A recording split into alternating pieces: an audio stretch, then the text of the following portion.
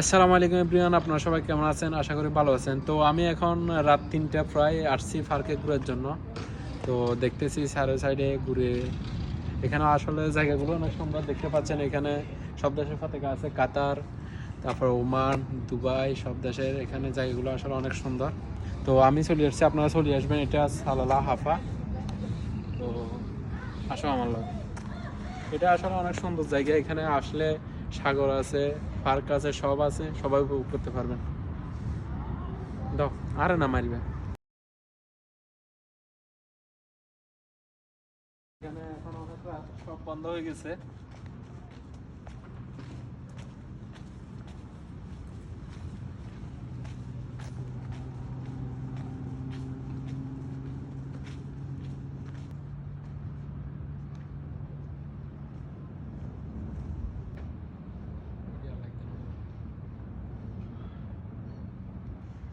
ছবি না ভিডিও?